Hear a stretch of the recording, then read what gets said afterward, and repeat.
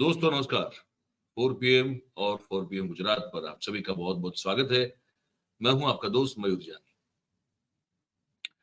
दोस्तों, इस वीडियो में हम जो बात करने वाले हैं वो जो ये विशेष सत्र बुलाया जा रहा है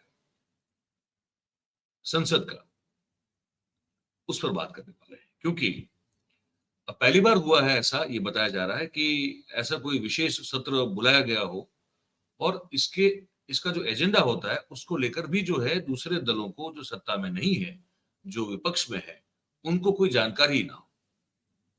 ये पहली बार हुआ है। तो ये इंडिया अलायंस के जो सभी घटक दल है, उन सब की ओर से सोनिया गांधी ने एक खत लिखा। किसके नाम लिखा? नरेंद्र मोदी साहब के नाम लिखा। उस खत में क्या क्या बातें लिखी गई है और क्या उम्मीद रखती है इंडिया अलायंस, इस जो विशेष सत्र जो मिलने जा रहा है संसद का, उस सत्र से क्या उम्मीद रखती है और सत्ताधारी पार्टी से क्या उम्मीद रखती है, इन सब मुद्दों पर हमको आज बात करनी है इस कार्यक्रम में। पर जैसे कि ये हमारा एक जिम्मा भी है कि हम आपको बिल्कुल कहें बात शुरू करने से पहले कि अभी से जो है इस वीडियो की लिंक को हो सके उतना शेयर कर दीजिए, ताकि हमारी जो बात है वो ज्यादा से ज्यादा लोगों तक पहुंच सके, आप सबके समर्थन से, सहयोग से और मदद से। तो वो खत मैं आपको दिखा देता हूँ पहले। मैं बातें भी आपको बताना शुरू करता हूँ। वो खत ये लिखा है, ये आप देख लीजिए। ये कांग्रेस पार्लियामेंट्री पार्टी की ओर से लिखा गया है, लेकिन ये सभी दलों के द्वारा लिखा गया है। इस दौरान जो है खड़गे साहब ने ये कहा कि भारतीय जनता पार्टी जो है वो मुद्दों से ध्यान भटकाना चाहती है।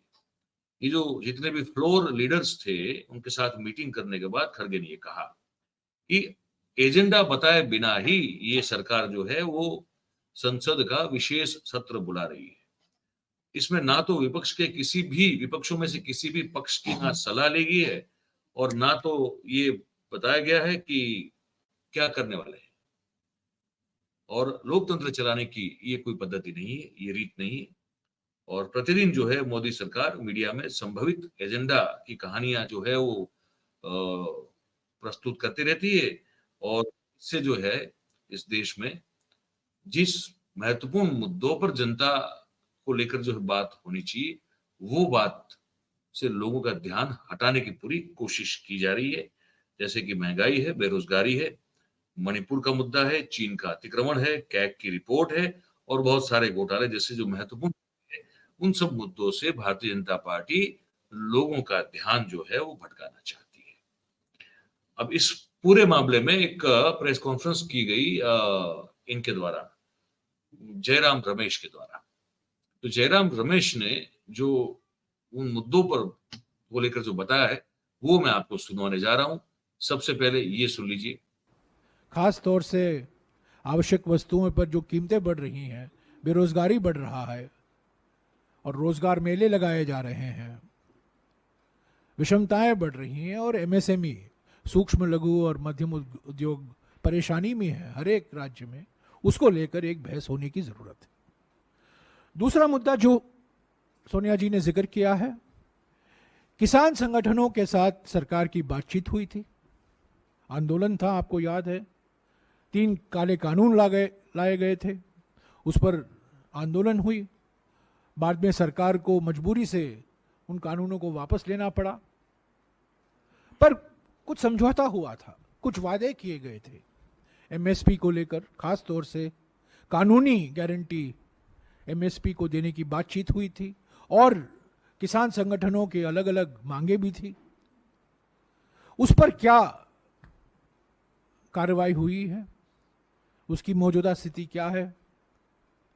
एमएसपी को लेकर लीगल गारंटी के मुद्दे पर सरकार की मंशा क्या है, इस पर चर्चा हो, सोनिया जी ने जिक्र किया है। ये था मुद्दा। एक और मैं आपको 3 अलग अलग मैं आपको जो है उनकी निवेदन सुनाऊंगा, जिसमें टोटल जो है पूरा एक ये जो खत में लिखे गए जो मुद्दे हैं उन सब पर जो है बात हो जाएगी।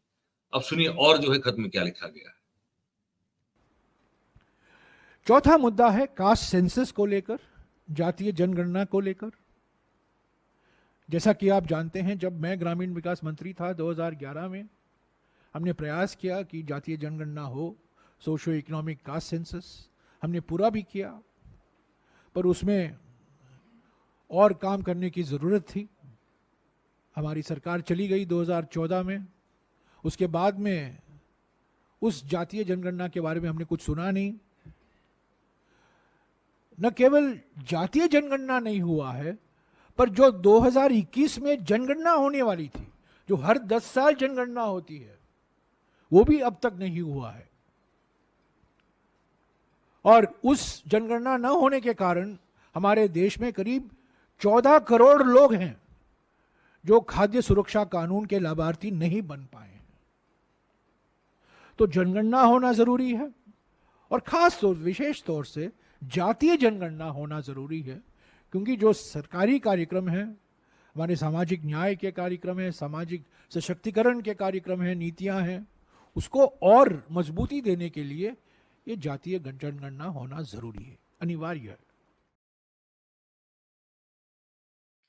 बात बिल्कुल सही है कि वो तो सेंसस ही नहीं हो पाया। जातीय जनगणना की तो बात छोड़ दीजिए, जो सेंसस होता है, जो जनगणना होती है, हर 10 साल में की जाती है, वो भी इस बार जो है वो अब तक नहीं हुई है, जो 2021 में होनी चाहिए थी। अब ये 23 जो है, कुछ महीनों के बाद 23 की साल खत्म हो जाएगी, तो वो तो नहीं हुआ है। ये मुद्दा बहुत वाजिब है। और एक बात जो है, आगे के मुद्दे भी जो बताए हैं इस खत में क्या क्या लिखा है उसको लेकर, इसको भी आप सुनिए। 5वां मुद्दा है संघीय ढांचा पर जो आक्रमण हो रहा है। अलग अलग राज्यों में आप देख रहे हैं, तमिलनाडु में देखा है आपने, केरला में देखा है, कर्नाटक में हमारा अन्न भाग्य गारंटी को रोका गया था। अलग अलग राज्यों में राज्यपाल की भूमिका रोज हम उसके बारे में पढ़ने को मिलता है।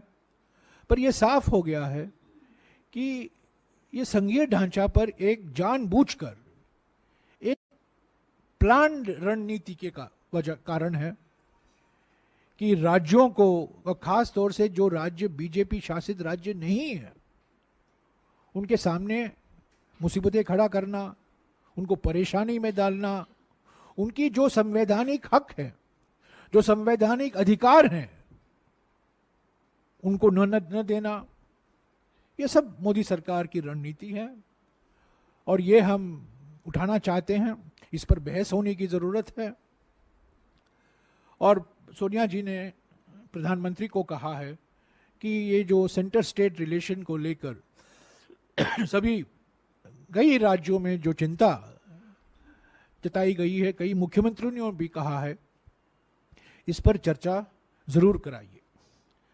छठा मुद्दा है जो प्राकृतिक आपदाएं हैं।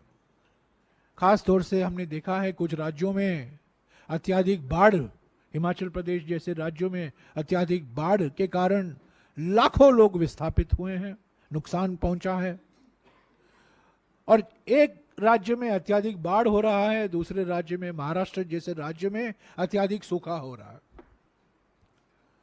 तो ये अत्यधिक बाढ़ और अत्यधिक सूखा ये प्राकृतिक आपदाएं हैं, पर अब तक इसको प्राकृतिक आपदा घोषित नहीं किया गया है। ये चिंता का कारण है, चिंता का विषय है। और प्राकृतिक आपदा में जिला सरकार, पंचायत, नगरपालिका, राज्य सरकारों की भूमिका तो है, पर सबसे अहम भूमिका केंद्र सरकार की होती है। राहत केंद्र सरकार से आता है, कैलेमिटी रिलीफ केंद्र सरकार के माध्यम दिया जाता है। तो ये कई राज्यों ने ये बात उठाई है, और न केवल बीजेपी जो विपक्ष के राज्य हैं, पर सभी राज्यों में जो प्राकृतिक आपदाएं से पीड़ित हैं, या तो अत्यधिक बाढ़ या अत्यधिक सूखा, तो इस पर हम समझते हैं कि वक्त आ गया है इसको संसद में चर्चा हो, और सोनिया जी ने इसका भी जिक्र किया है। 7वां मुद्दा चीन से लेकर है। आप जानते हैं 19 जून 2020 को प्रधानमंत्री ने स्वयं चीन को एक क्लीन चिट दे दिया था, पर उसके बावजूद आज हमारे जमीन पर चीन बैठा हुआ है। लद्दाख और अरुणाचल प्रदेश में हमारी सीमाओं पर गंभीर समस्याएं पैदा हुई हैं, चुनौती है हमारे लिए, विदेश नीति के लिए। पर इस पर 3 साल से बहस नहीं हो पाई है, एक शब्द नहीं बोला गया है। हालांकि जो शब्द बोले गए हैं 19 जून 2020 को, वो एक क्लीन चिट दिया गया है प्रधानमंत्री से, और इसकी कीमत हमें भारी तरीके से चुकानी पड़ी है। पर इस पर बहस होना चाहिए, और अगले रणनीति क्या, एक सामूहिक संकल्प हम दिखाएं हैं इसको लेकर, सिर्फ आलोचना के लिए नहीं, पर हम चाहते हैं एक सामूहिक संकल्प संसद की ओर से दुनिया के सामने रखा जाए कि यह हमारे लिए सबसे बड़ी चुनौती है और इसका मुकाबला हम एकजुट होकर करेंगे। और ये जो है ना, ये मुझसे गलती हुई कि मैंने जो आखिरी वाला हिस्सा था वो पहले बता दिया। इससे पहले भी जो मुद्दे हैं उस पर जो क्या बोले हैं जयराम रमेश, वो मैं आपको दिखा देता हूँ, वो भी सुन लीजिए, क्योंकि बात पूरा बताना और सुनना बहुत जरूरी होता है, क्योंकि अगर आधी अधूरी बात हो जाए तो फिर पता नहीं उससे क्या क्या मतलब निकलते हैं। तो ये जो मुझे से गलती हुई कि मैंने वो वाला हिस्सा, अंतिम हिस्सा पहले चला दिया, तो जो बीच का हिस्सा है, जो बीच के जो मुद्दे हैं उस पर क्या बोले हैं, तो क्या क्या मुद्दे हैं वो आप सुन लीजिए। 8वां मुद्दा, जो सांप्रदायिक तनाव पैदा किए जा रहे हैं, मिसाल के तौर से हरियाणा जैसे राज्यों में, ये चुनावी रणनीति तो है ही, पर सांप्रदायिक तनाव कई राज्यों में प्रयास की जा रही है। कभी कभी जो संस्थाएं हैं, बोला जाता है ये फ्रिंज एलिमेंट है, पर कभी कभी नॉन फ्रिंज एलिमेंट भी इसमें शामिल है। तो सोनिया जी ने कहा है कि जो कम्युनल टेंशन है, सांप्रदायिक तनाव है, अलग अलग राज्यों में एक भय का वातावरण बनाया गया है, एक माहौल बन गया है भय का। लोग चिंतित हैं, सब लोग चिंतित हैं, लोगों को निशाना बनाया गया है, इस पर चर्चा हो। और आखिरी मुद्दा जो उन्होंने जिक्र किया है मणिपुर को लेकर, 4 महीने हो गए हैं, सुप्रीम कोर्ट ने कहा है संवैधानिक संस्थाएं सब खत्म हो चुकी हैं, आज भी लोग पीड़ित हैं, लाखों लोग विस्थापित हैं। और आज ही हमें पढ़ने को मिला है कि अगले 5 दिन के लिए, जब हम G20 मना रहे हैं दिल्ली में, 5 दिन के लिए इम्फाल घाटी में कर्फ्यू लगाया गया है। तो अगर स्थिति नॉर्मल है तो 5 दिन के लिए पूरा कर्फ्यू क्यों लगाया गया है? तो ये 9 मुद्दे हैं सोनिया जी के खत में, और उन्होंने कहा है कि एक रचनात्मक सहयोग के भावना से, इन्होंने ये शब्द इस्तेमाल भी किया है, इस रचनात्मक सहयोग के भावना से आप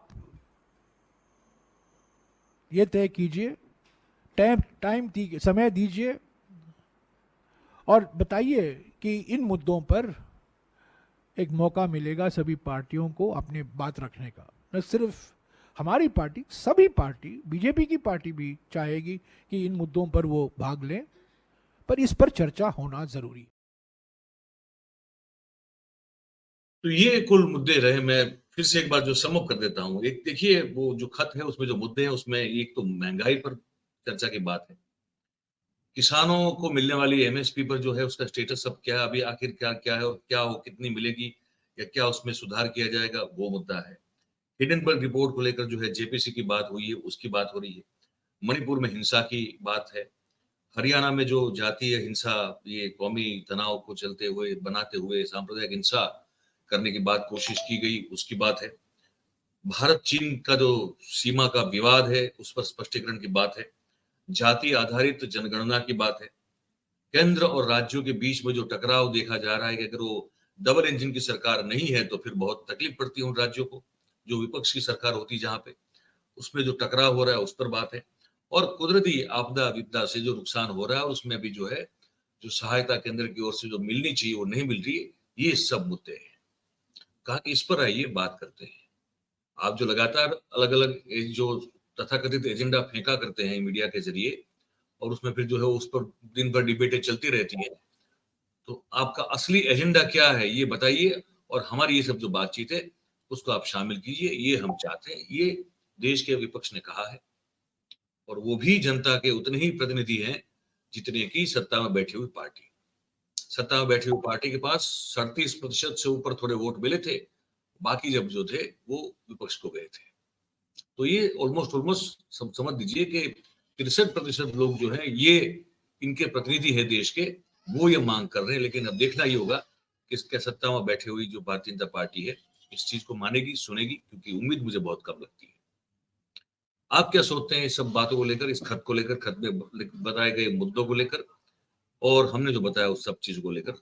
वो हमको आप जो है नीचे हमारे जो ये कमेंट बॉक्स पड़ा है, आप देख रहे हैं, ये बिल्कुल नीचे एकदम है आपकी यहाँ पे, उस कमेंट बॉक्स में आप जो है लिख के हमको बताइएगा।